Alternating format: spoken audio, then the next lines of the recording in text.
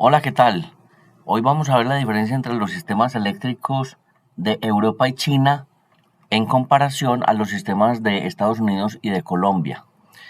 Los sistemas trifásicos en Europa y en China se llaman 230-400 y los sistemas estándar en la industria en Colombia son de 127-220. Vamos a ver qué quiere decir eso. 230 voltios se llaman al voltaje de fase, es decir, el voltaje entre el neutro, entre la referencia del sistema eléctrico, que es el centro de este triángulo, hasta el extremo.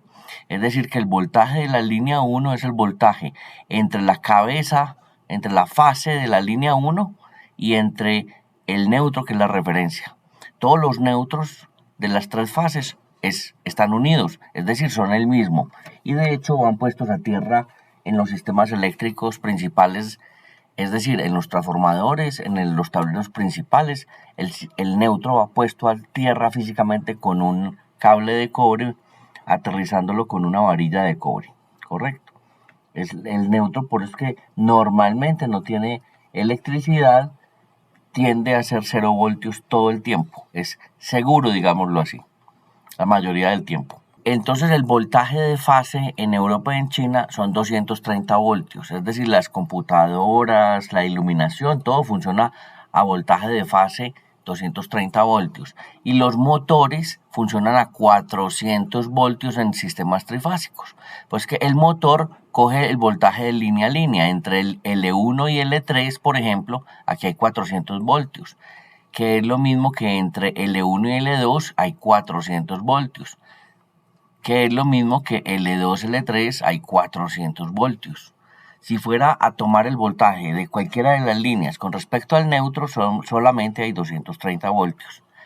En Colombia pasa que el voltaje de fase es 127 a nivel industrial, 120 a nivel residencial, y esos, los voltajes referidos al neutro son 127 voltios, mientras que los voltajes referidos entre las líneas, entre L1 y L2, son 220, entre L1 y L3 son 220 y entre L2 y L3 son 220.